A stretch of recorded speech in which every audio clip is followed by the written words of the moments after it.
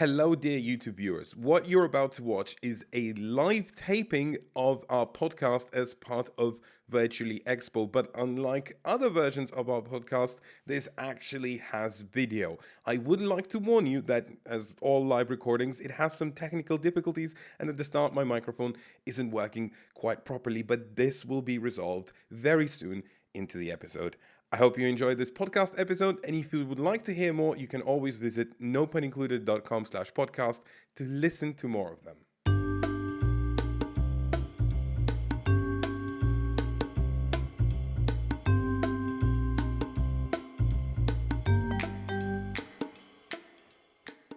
Hello and welcome to the live No Pun Included podcast. I am Elaine No Pun and this is Efka Included.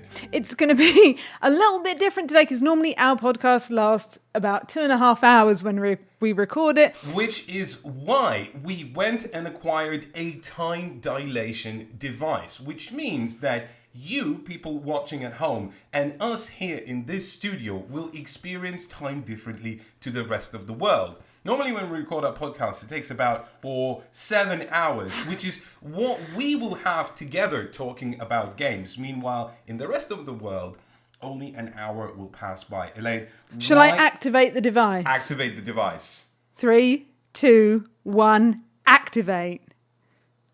I think something went wrong, Elaine. Maybe. I think something went wrong. Something happened. Let's just can you fix that? Can you fix that? Oh, okay, no. That didn't work. work. The time dilation device has gone wrong. Well, okay, it's clearly unexpected.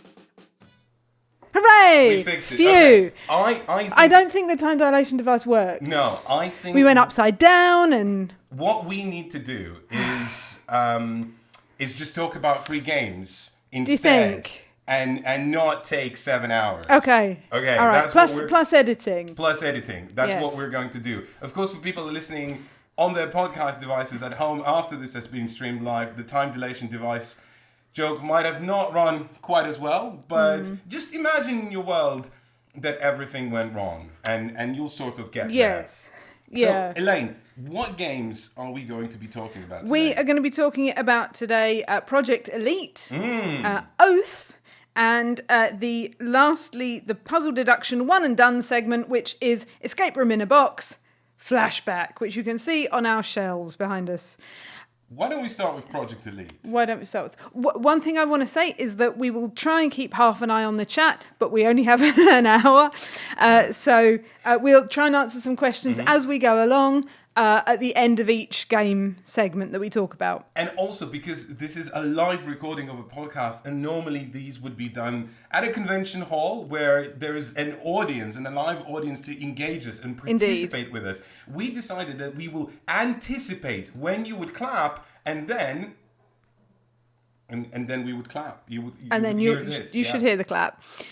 Your microphone is not working or not loud enough? Apparently. Okay. All right.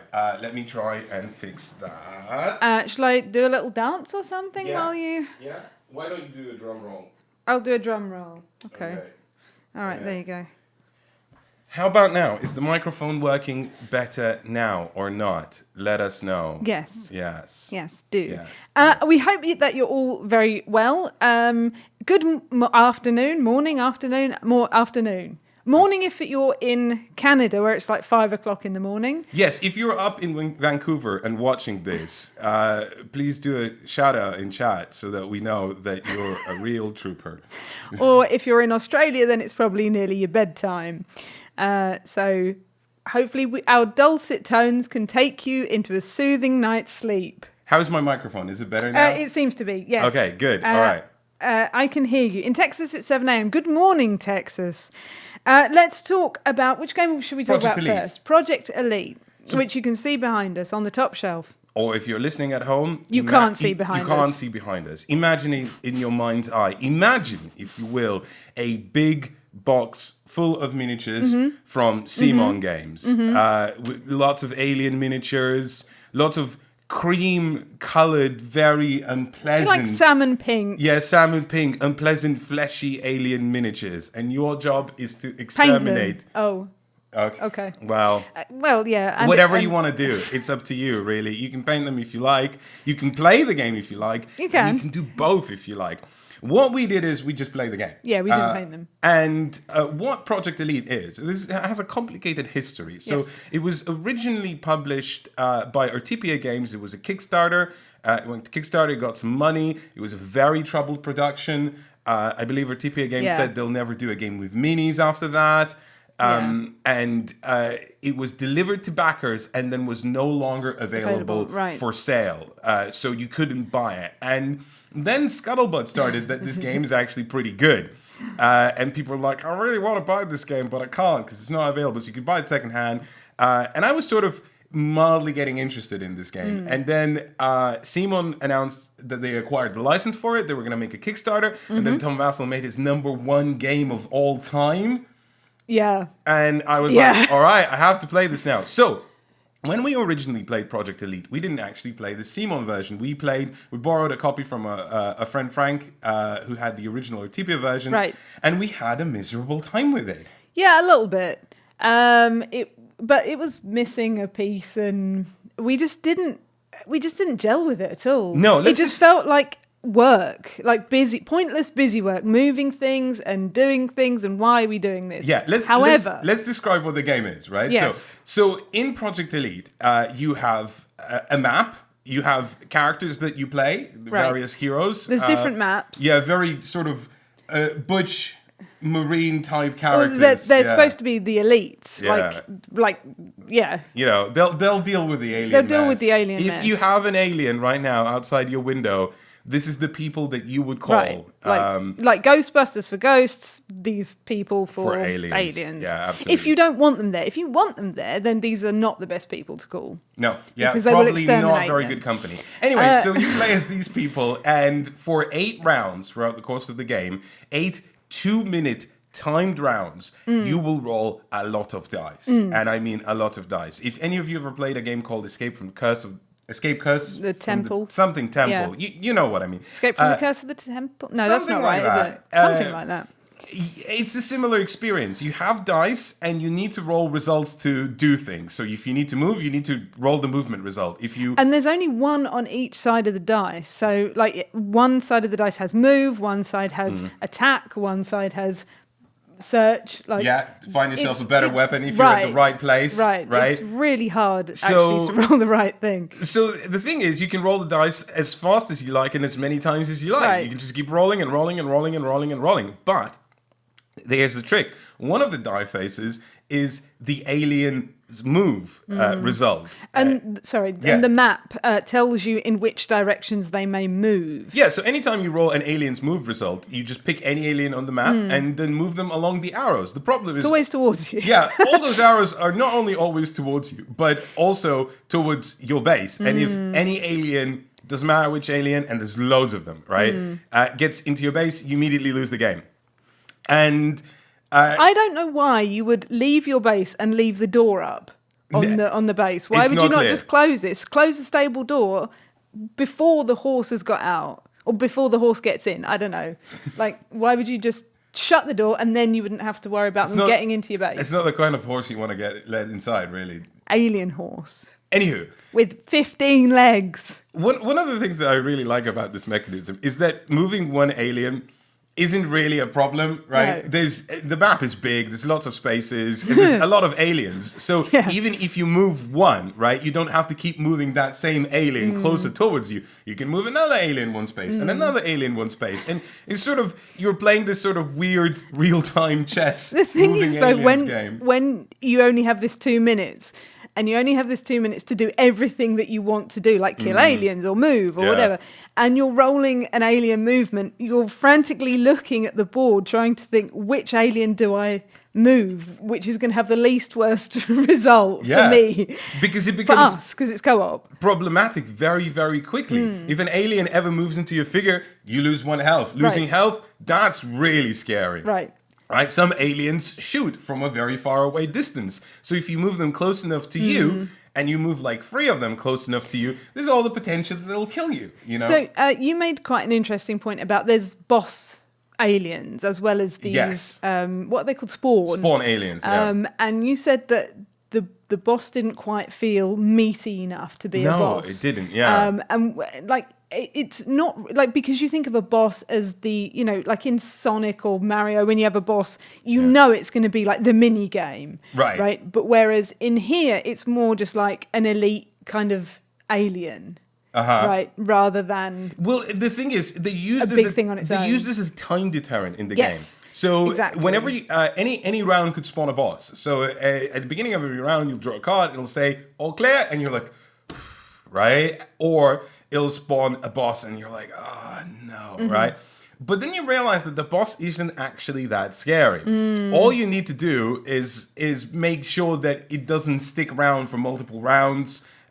Which means you need to spend you just time have to get it out the way, trying to kill things. Right. And killing things, again, you need to roll the right result to activate your weapon, and then you need to roll some dice to see to actually do the weaponing. And sometimes you'll roll a hit, and you're like, yay. Sometimes you won't, which means and sometimes you will. You sorry, go on. Which means you'll have to activate roll a die to activate the weapon again, and on and on and on and on. So the tenor of the game is just a lot of frantic dice rolling. It's very frantic. And sometimes what you will do, which is what I was going to say, is roll your dice too hard, and it will go over to the other side of the table. And there's no way to distinguish which are your dice and which are their dice. Right? Yeah. So you're picking up someone else's dice. You're like, why do I have 6 dice now? I should only have 4. And they're like, where's my dice gone? Where's my dice? And the aliens, like, you're trying to get off the aliens, and they're going everywhere because you're chucking them, you know, across the other side of the board. It's a little bit frantic, very frantic, but we had a good time. The last 2 times we played it, we've had a very good time. So Elaine's finally arrived at the zinger, which is where... Shall I do the... Yeah, do the zinger. There we go, it's the zinger. Yeah. Yeah, so when we played this the first time, we played the TPA version of the game, and when we played it, like, recently, we played the Simon version of the game. And you might ask, well, what's the difference? Is there some sort of, like, streamlining or you know, like... And actually, the answer is, I'm not sure. I feel like largely I've played the same game. And I had a miserable experience. They can't hear sound effects. That's sad. They can't hear the sound effects. So the sound effect was... There you go. We fixed it. Why didn't the sound I effects don't know. work? know. Never mind. Doesn't matter. Okay, so yeah, the first time we played it, we were like, "Why this feels tedious? This feels like busy work. This feels like a lot of frantic dice rolling, and it didn't feel thematic. Might as well be pushing like cubes around, you know, like this. There was something missing, and the second time we played it, we were like, no, this is cool. We're having a lot of fun. And I think the thing that changed, and you pointed this out, is probably not something specific in terms of rules or in terms of production, but... I said that maybe it's just us. Yeah. Maybe we changed in the last few years between playing it the first time and playing it now. And it was because it's so refreshing to play something where you're not really thinking, that you have a small amount of time where you go, okay, what's our plan? But then you go. You're not, you know, your brain's not wandering off about like, oh, what am I having for tea tonight? Or what am I going to do in 5 rounds time? Like, how do I build my engine and, you know, do that? It's just go. So it's quite the thing about real-time head games, clearing. is that a lot of people find them stressful. Yeah. Right? And I can also sometimes find them stressful. And actually, one of my favorite real-time games, and this was our game of the year, is Now Boarding, which is a game by Tim Fowers, a very small cooperative game.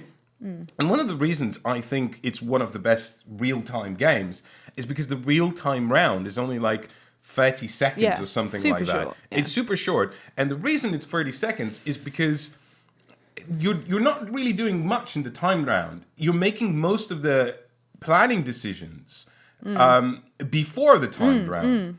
And that's what makes you not feel stressed. Right. The time round just tries to get you to do the thing that you need to do very, very the same fast. here. And there are some decisions in Now Boarding during the real-time moment. Right. But it's mostly just about achieving the thing and getting that slam done. Can we do this? Yes, we can. The theme is very different. Yeah, the theme is very different. But there's no aliens but hanging on the edge of your plane. here, I feel like Project Elite achieves something very similar. It takes the idea of, okay, so it's 2 minutes, so you are doing a lot, but everything is sort of almost inconsequential. The decisions never feel impactful, Right. but you're just doing a lot, and you're trying to achieve some sort of an arbitrary goal that you set for yourself before the start of the round. Yes. And whether you achieve that or not, that sets the tone of that timed round. So for me, playing Project Elite felt strangely therapeutic, because maybe it's because we're locked in a, I don't know if you heard, Elaine, but like there's a pandemic. No. What? Yeah, who knew? And I felt like almost like when I'm cooking, right? Like I have a set number of tasks. Focus. Yeah, and I need to focus, and it is sort of timed, because if you fail, you will burn it, right? Or eat it raw. Yeah, Have to or eat it raw. Yeah, and then I don't know what's just worse. Would you rather execute eat a burnt chicken or a raw chicken? Burnt chicken. Definitely Yeah. burnt. Because What about burnt toast or raw? See, raw toast is just bread, so that's fine. That'd probably be fine. Anyway, should we move on to the next game? Because we. Well, Or do you have a conclusion? I guess my conclusion is that Project Elite is a strange beast. It's not going to be for everyone, you know. Right, for sure, yeah. But it's not. There isn't like, I don't feel like a great amount of strategy or thinking that goes into playing Project Elite. But No, there's I this sort guess. of moment of almost frantic serenity, if that makes sense. There's planning. Yeah. And then there's frantic serenity. That's a nice way to put it. All right. Let's move on to the next game. Let's move on Right? to the escape room game that we played. So normally on a podcast, we have an escape room segment. And we decided that for this It's not called that. recording. It's called Puzzle Deduction One and Done segment. Okay, the puzzle deduction one and done segment. Elaine, would you give yourself a round of applause? We don't have the sound effects working. Thank you. So we decided to honor that and still talk about an escape room game. Yeah. And Elaine, is today's escape room game great? It's not. No, I'm sorry. Is it? And this is going to be a pointed question. Yeah. Is it the worst escape room game that you've played so far? I don't know. It might be up there. It was just a bit disappointing. So it's called Flashback, and it's Escape Room in a Box. Yeah. And this seems to be the second one because it referred to the first one, but not like in a way that you can't play this. Yeah. Otherwise, it just referred to it. Oh, I just wanted to know. Our copy of Project Elite was sent to us as a review copy Yes. from Asmodee UK, Yes, this is and true. this was sent to us as a review copy from Mattel. Yes. Yeah. The cover, so we've had this for a little while, and I was excited to play this because the cover makes it look like it's going to be Neon noir. Yeah, right. Yeah. And it's not at all. It is one of the biggest tonal messes I have seen There's in any game.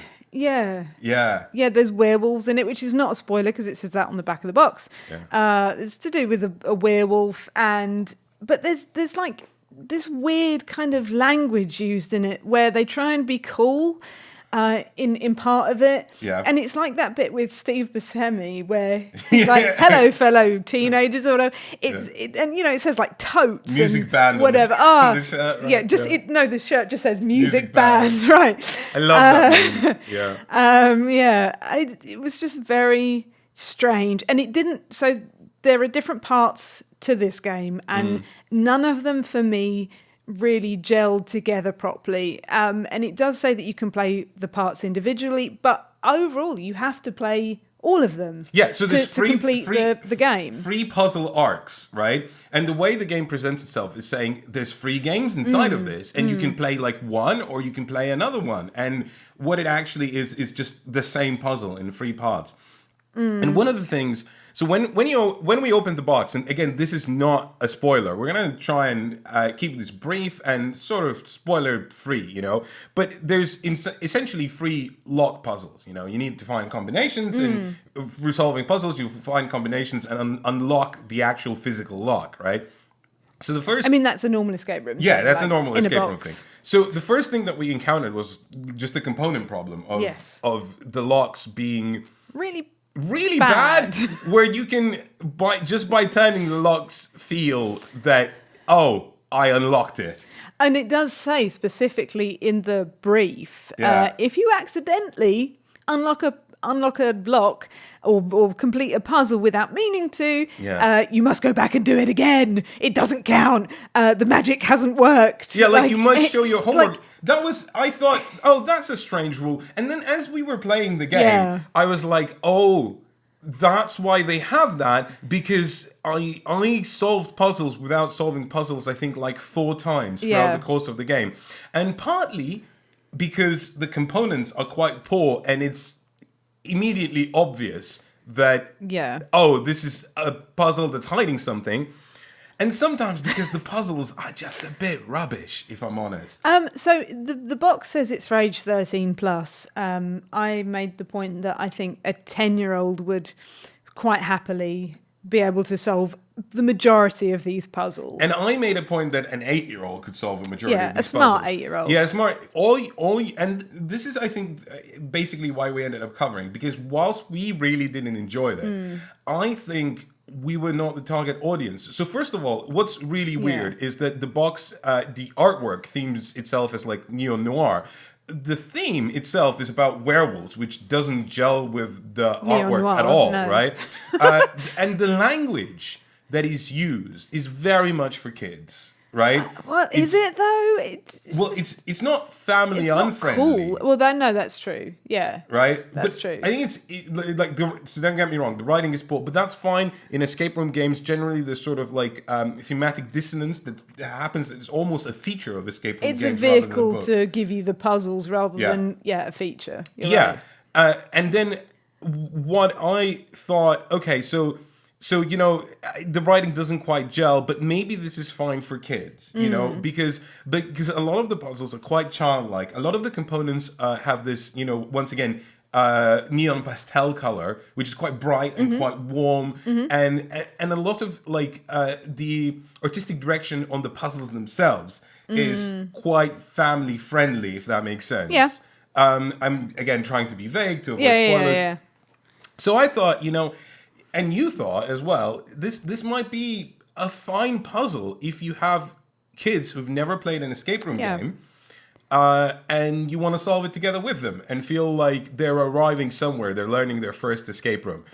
Yeah, you only really need to know your alphabet, how to count very basically, math, and your colours, and you'll be fine. Some shapes. Yeah, some shapes. Yeah, and basically, if your kid meets these criteria, they would probably be fine trying to solve that puzzle. And even if they're younger than 8, with some assistance from you, maybe, you know. There was never a point where, like, part of the fun of escape room games is when you get stuck, and then you work together, or one of you like goes, right, I'm going to focus on this puzzle, and just puts their head down and you solve it, and you're like, yes, I've done it, like we've unlocked the lock, or we've done the thing that we needed to do.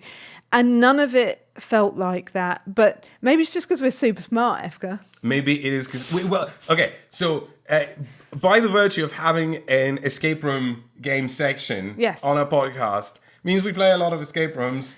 And I guess we're somewhat used to them, and the puzzles felt very easy for us. But there's also been some exit the game escape rooms that were of easier difficulty, and I feel like those would be fine for kids as well, and maybe slightly more engrossing puzzles. But they didn't feel like this. They felt a lot meatier than this did, and I think that was why we were so disappointed by it. That it presents itself as, you know, 13 plus, which sounds like the puzzles are going to be harder, but or that you need to have done escape rooms before, or if this is your first one, might be a challenge, and it just didn't kind of feel like that. And I think that's why we were a little disappointed. Yeah, a little disappointed. Well, one of the things is escape rooms are very experiential, and therefore you want to make sure that people have a good time. I remember on the not last UK Games Expo, but the UK Games Expo before that, when Isaac Childress was visiting, the designer of Gloomhaven, he said to us... Name drop. I've never played one of these escape room Yes, board games, right? yeah. And I said, Isaac, you must play. So we went to the Cosmos stand and picked up an exit puzzle, right? Yeah. And we just happened to have, they had released a couple of, like a beginner one that year. Yeah. And I thought, well, okay, it'll be slightly easier, but it'll still be easy. But it was way too easy. And Isaac's brain, I don't know if you played Gloomhaven, right? But Isaac's brain travels, it has a time dilation device inside Within of it already. It does. Right? I made a callback. You did. Well done. Yeah. Yeah, it does. And yeah, he's just super smart and is clearly in tune with, thinking outside I don't want to say outside the box, but do you know what I mean? Like, Yeah. on a different plane of existence. Like, and I think, like, for us, sorry, did you? Yeah, no, I just wanted to say it's so much about setting the experience right? Setting the tone right and setting the expectations right. So I think what I wanted to say was that when you choose an escape room game, you need to like figure out, is this going to be the right game for the right group, for the right people, for the right time? And right? I think, all I was going to say was that I think we wouldn't necessarily say this would be a good game, even if it's your first escape room game, because you still, if you're an adult particularly, you still have done, probably, if you're going to do an escape room game, like logic puzzles, or it's like if it's the first time you're ever presented with the two doors puzzle where he always tells the truth and he always lies, how do you know which door to go through? Like you just know the answer for that because you've had experience of life, right? You've come across that in your life. And so quite a lot of the puzzles in this, you will already know how to solve because of experiences in your life, right? You know how to do them. And so I think, for kids that maybe don't have that life experience, it would be better. Yeah. There we go. Well, that's a positive note. I like that we took a thing, we didn't like it, but we found someone that it would be good for, right? That's what we do. That's what we do. Yeah. Saying that, if you're watching this and you're like, who are these two people talking? Why are they here? Why are they in my living room? And what do they want from me? You can turn us off if you don't like us being in your living room. No, Don't. Instead of turning us off, right? If you've never heard of us, we have an award-nominated podcast, nominated and runner-up. Who knows why?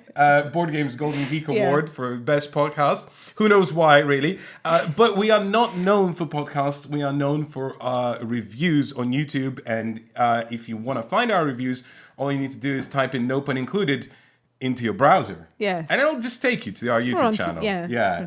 It'll show you a video that YouTube will think is the right one for you. And if it's not relevant to you, then maybe you can reconsider your life choices. Wow. With that wonderful message and that wonderful segue. We get different adverts on YouTube, which it just kind of blew my mind. I know. It's like, here's a man-style advert. Yeah, Elaine does not... I get this product advertised to me about male grooming that I despise so much because the adverts are so awful. Yeah. And I just realized the other day that Elaine's never seen No. it because she doesn't get that advert. No. Because YouTube doesn't think she needs grooming. We not there, like not on my chest. That's what it's advertising. We both get ones for grammar correction and things, though. Yeah. Who knows why that is? Who knows why? Shall we move on to our feature discussion today, which is a game called Oath. So before we continue, I'd like to mention that unlike normally, we recently changed the format of a podcast where we always have one review. It's a feature review, which is an actual review. We normally used to do first impressions. We moved to reviewing one game and doing a considered impression of that game. This is not going to be that. This is going to be very much a first impressions of Oath, because Oath is not a game that has been published yet. However, it is a game from Leader Games, who are known for having done Root, and Vast, and Fort, which we recently reviewed on the channel. Oath is a new game that's coming out from them. It has been on Kickstarter already. I don't know if you can late pledge. I haven't looked up this information. Maybe you can if you're interested in this. But I've been interested in Oath for a long time. And because Okay, so I'm going to do a long-winded explanation Okay. of why, right? Okay, I'll strap myself in. So I'll have some tea. Leader Games has positioned themselves as a company that does asymmetric experiences, very wild, very out there asymmetric experiences, and that seems to be their shtick, right? And also titles with 4 letters in their name. Oh, I never thought of that. But I think that more and more leader games are moving from, oh, well, this is a really kooky asymmetric game, to how do we experiment with the experience of playing a board game? Because Fort was very much, Root is definitely in that vein. Yes. And Fort is definitely in that vein. And Oath is an experiment unlike anything I've seen. So this is from the designer of Root as well, Carl Right. Worley, who... And art by Carl Ferrin as And well. art by Carl Ferrin, who graciously taught and demoed this game to us on Tabletop Simulator. So we haven't got a physical copy, we just played it on Tabletop Simulator because I wanted to find out. I just had to find out what this thing was. To describe Oath is nearly impossible. And I think that's one of the problems, and that's why I really wanted to talk about it, because theoretically, I would say if you pressed me against the wall and said, what genre is this board game? I would have to say 4X. That's what I said. Yeah, which is a disservice to the game, right? I made a joke that it was 4X, and then we were like, oh, wait, maybe it is. Right? For a number of reasons. First of all, because the 4X genre has been done not only to death, but people trying to extrapolate that genre into something for I don't know how many attempts now, and it never works. Yeah. You have your titans in that genre, like, Twilight Imperium or Eclipse, right? And they just sort of stay. And the other reason is because the theme is actually quite unpleasant, because it frequently deals with colonization and exploitation, and there's one of the X's. Yeah, that's one of the X's, right? Exploit, exterminate, right? So, expand. Expand, but that's all part of it, right? So, I mean that says it's mean. Yeah, those 4 words: exploit, expand, exterminate.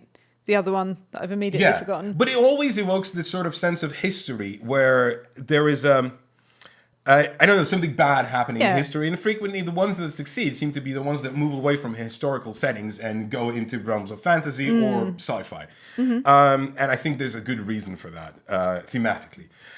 Oath is not that. I mean, it is that, because it is talking about conquest and rulership, but it is trying to frame the whole perspective from a very different angle.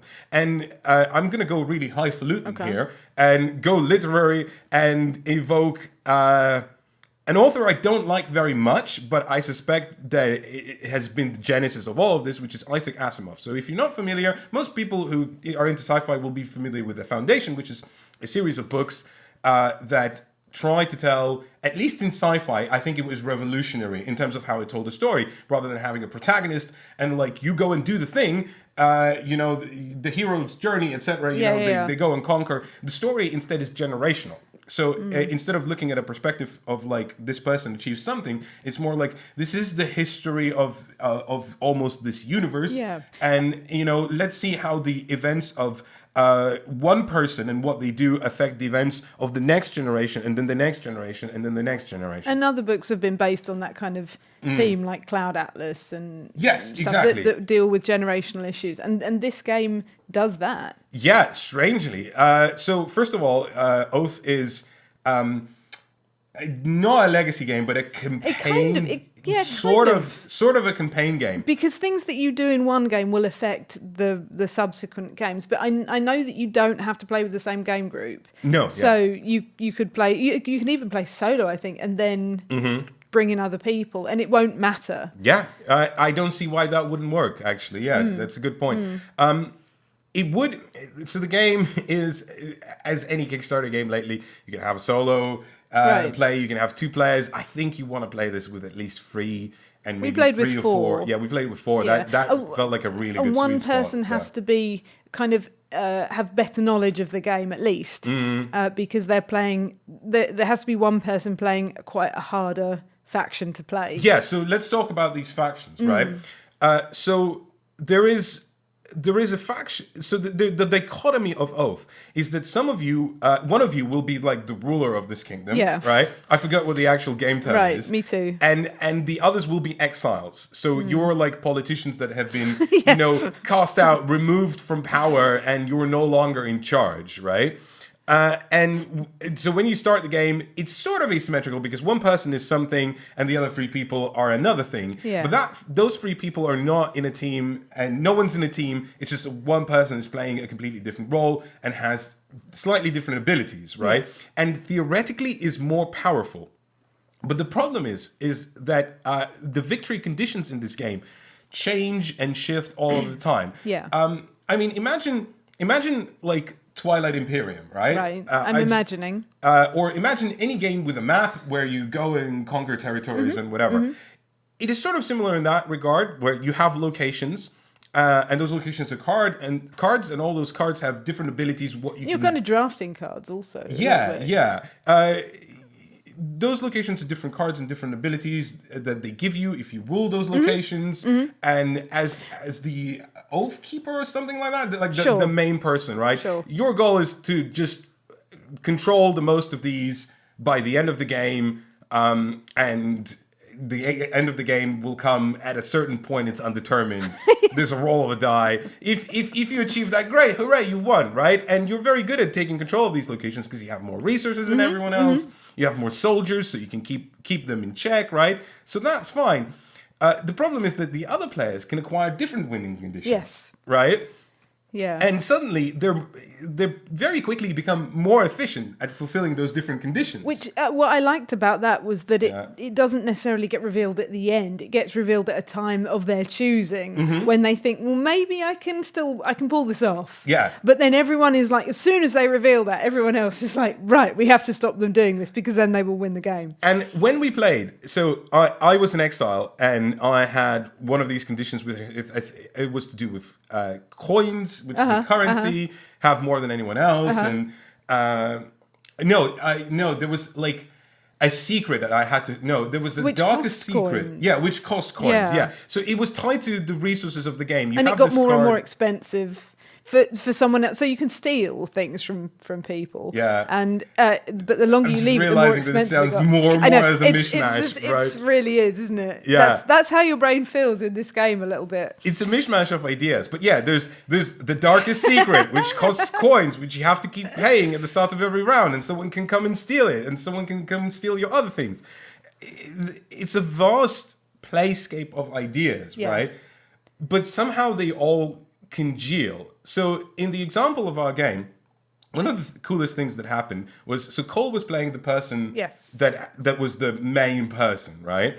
And the ruler. Yeah, you were an exile, I was an exile, and our friend Paul was also an exile. And I got one of these secret victory conditions. I had a sense that Paul had one of these secret victory conditions, and I think you did. Like, if someone has taken a victory condition. You just know what it is. You just don't know what it is. And you had one as well, right? Did you not? No, I didn't. Oh, all right. So that's what happened. So the cool thing that happened was that basically Cole, as the man in charge of this kingdom, had the right to invite one of the exiles and say, you know what? If we win together, but you have to go join Team Cole, right? Be part of the establishment. Yes. Don't, cavort with these rebels, right? And the chat says it's the Chancellor. It's the Chancellor. Yes. There we go. Thank you very much. So when I realized how momentous a decision that was, that's when I think I fell in love with that game. Because Cole, as the Chancellor, he's very powerful, right? And he has this right to invite someone in, right? But as soon as you issue that invitation... bribe someone in. Right? If they refuse, right, that's it. You've stuffed yourself. Because whoever you invite next, they're going to be like, no, you didn't choose me first, right? Well, I don't know, because I don't think I was the first to be chosen, was I? Yeah, you were. I was. Okay. You were. And I immediately went, yeah, sure, I'm going to join whatever side I think is going to win. I don't think I can pull this off on my own. No, so unlike games like Root, where So much of it is, I mean, it's a lot of it is to do with player psychology and analyzing, how a person plays the game. But this was so much more evident and so much more experiential. Where, like, so another great example of this was, we can so. I realized at one point in the game that it's when you join Team Paul, right. me and Paul had each one of these visions, which are the secret objectives, right? And I realized that we were gunning for a different one, right? And because this game is a campaign game, unlike other games, so what we could agree, for example, is that even though only one of us wins, next game, when we play the game together, we play it as like part of the same kingdom, right? Yeah. So whoever wins is still the chancellor, but like I'll be in the kingdom. So I realized that because we were gunning for two different objectives, one of us had a fair potential of winning, because whilst you two try to stop one, yes, the other one sneaks away, right? We both kind of had a mark that we was trying to stop. So you were my mark, and Paul was Cole's mark. So my suggestion to Paul was like, listen, Paul, why don't we like team up and only one of us wins? I don't care which one, right? But we don't want them to we don't want them to win, because then we'll next game we'll be part as a team. And Paul very smartly looked at me and said, no, because Paul realized that I'm still going to be doing my thing. I'm still going to be distracting Elaine and Cole from their objective whilst he's still doing his objective. So I think what I really like about these strategic 4X games is that they move away from there's a lot of mechanisms and a lot of interlocking things that are happening, a lot of strategy, but sometimes you can just play people, right? And fantasy people. Well, no, play on people, like real people in real life, psychology people, right? I think we played it virtually, right? And I am interested to see how different it plays physically. Yeah, because when you're playing virtually, you can't kind of stare someone down quite as much or work out. They've got more of a poker face, I think. So maybe that will change it up a bit. So one of the things that I found quite interesting, Cole recently did an interview where he argued in defense of bad game mechanisms and saying it's just people not using them right. So he argued for king making, for example, right? Which is, if you're not familiar with king making, is the idea that, let's say you have a free player game and then there are two people winning and you're not going to win. You're not one of those two people. You sort of push one of them towards the win more than the other. Yeah, so it's not the person who achieved victory that should have achieved victory because they didn't achieve it via what they were doing. Yeah. They achieved it via sabotage of someone else, right? Yeah. And that can feel very unsatisfying in a game, right? But if you frame the game around that, then it suddenly starts to make sense, right? Because you have a campaign game, and because this kingdom involves, and for example, if one of these secret vision cards is the victory condition, then the next game you play, that is the main objective for the Chancellor, right? So that changes. All the locations that you ruled in the previous game. Oh yeah, they'll change also. But the ones you ruled, they become as part of the kingdom, right? So these whole considerations that you need to think about, like not only what am I doing in this game that's going to affect me and how do I win, but how does this shape the landscape going forward? And suddenly winning becomes not the most important thing, because when you realize I can't win, you start playing a different game. You start playing a game of okay, what damage can I cause? How can I shape this to my advantage next time? How can I be the most annoying for someone else? But not necessarily annoying. But that's king making. But more like, how can I carve out? Well, that's kind of what I was doing though. Yeah. But within that, like, and I agree with you, kingmaking it can be very, very annoying, like in a Euro game or something. But in this, because it has that psychology behind it, I just wanted to stop you from doing the thing. Again, like you were saying, I know you knew you couldn't win. I knew I couldn't win at that point, but I knew I needed to stop you from winning. And I didn't win. Paul won. Paul won in the end.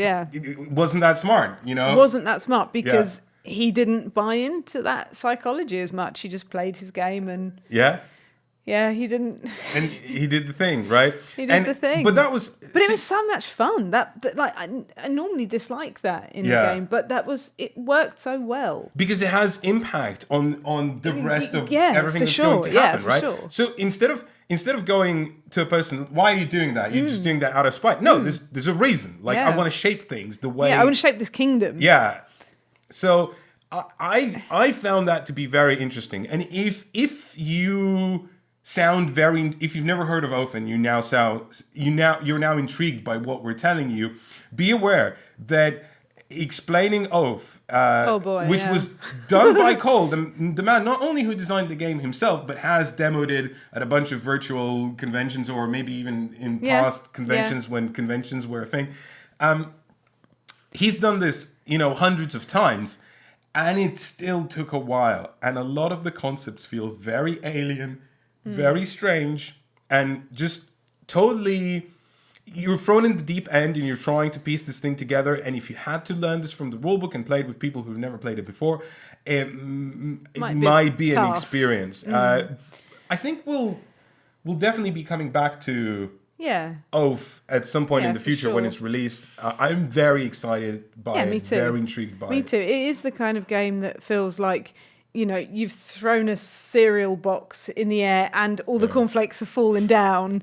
And you're trying to slowly piece them together, but eventually you get some sort of breakfast out of it. Yeah. And you're like, oh, okay, this is my breakfast. Like, it works. It for me, like, I didn't understand up to, like, I don't know, 50 minutes into the explanation, and then I was like, oh, I get this. Yeah. Okay. I get this. This has all come together now. Mm-hmm. That came later for me actually than it did for you. And it took me a while because I was sort of like wrestling with the strategy and thinking, does this work? Can I push it? It didn't. But I found the experience nonetheless very enjoyable. And I also have been very consciously trying to avoid comparisons to Root, which is Cole's previous game. Yeah. But I will invoke one comparison right now, which is the victory point comparison. Which is that in Oath, there are no victory points. There are just victory conditions. And I feel that is such a momentous change. One of my big problems with Root was the scope of the victory point, right? Like, let's say you're playing a game like Twilight Imperium. You only have 10 points, but every point was a hard-won battle. Yes. Where something happened. Right? Some interaction with another player, and, I took that planet. There's always conflict in victory points, right? And so the scope of the victory point tells the story. In Root, the scope of the victory point told the story of like, I built this building, or I killed this token. But you can't blame Root for that. That's like hundreds of games. No, I know, but in a conflict-driven game, right? Even so. I feel like that is slightly antithetical to the experience that it's trying to evoke. Oath doesn't have that. No. Oath is pure on how do I figure out how I win, and how do I achieve this? Can I achieve this? If I can't achieve this, what else can I do, right? And if you like that, you might want to look into this game. Yes. Plus the artwork. Oh, is this lush? Yeah, it's proper lush. Fantastic. So we gush about Kyle Ferrin's art a lot, but Oath was just another step because it went from, oh, hey, this is kooky and, cute and also sometimes slightly sinister, to just flat out weird. And there's a giant with a knapsack with a pig in it, it's, yeah, that's true. Yeah, it's that kind of stuff, and it's something else, and it feels very evocative of the game. I think that's probably a good place to finish. I think that's a good chat place on games. Yeah, I would like to do a very quick Elaine Ungrumps. Okay. Just to say thank you ever so much, Millie, and everyone at Virtual Expo for allowing us this time and inviting us on. And thank you to everybody who has watched us. And don't forget that you can, if you are watching live, you can claim your special Expo badge for watching a stream. Okay, I would... The link is in the chat. I don't know if we're allowed to do plugs, but basically go check out our YouTube channel, no pun included. Also, we stream board games. We're not going to be streaming a board game next week, but we also stream Dungeons and Dragons. As long as we're not plugging for the chest hair removal. No, yeah, I think that's fine. As long as it's only us. I think that's fine. We stream Dungeons and Dragons every Saturday, Yes. 8 p.m., including this Saturday. Yes. If you're watching live, we'll be doing that tonight at 8 p.m. Yeah. Not on the UK Games Expo channel, No, though, so we should no. clarify that. No. There's probably something really fun and exciting on the UK Do we Games have Expo any channel. audience questions before we wrap No, up we the don't podcast? seem to have had any throughout the podcast. So, Okay. But thank you everybody for watching. I've had a lovely time. I hope you've had a lovely time. I mean, we have a couple of minutes, literally, right? If anyone has a question, yes, you can ask it now, and Yes. we will answer it in the next 3 minutes before we have. Nobody. Oh, good to see I didn't lose my voice like I did at Aircon. Thank you very much. That was weird. Like 2 days. A question about the campaign aspect of Oath. Right. It's not really a question. It's just stating the campaign aspect of Oath. Yes, there is one. Will we ever get another music show? Maybe. Maybe. I will say that... very quickly. So, our next video is not a video, is a video series. And if you enjoy Elaine's songs, there will be one of those in that video series. So, look forward to that. Oh, did the campaign aspect come through in the one playthrough? Yes. Yes, for it me, did. it did. I mean, okay, only in so much that we knew we weren't going to play a second game, but we were like thinking about, because we were explained how the campaign system works and what we're supposed to expect. We sort of reacted to that and played as if we were thinking about the next game. Yes. And in that regard, that did work. Yes. What's our favourite type of cheese? Reblochon. Okay. I think. Oh, have we thought about looking into Crayon Rail games? Only in as much as that I'm aware that they exist, and as a board game reviewer, it's my job, so it piqued my interest. How is Bessie? She is good. She's sleeping just behind me. You can't see her, but she is over there, napping yeah. over there. Okay, I think that's it. I think that's it. Thank you so much, everybody, for watching. Bye. Enjoy the rest of Expo.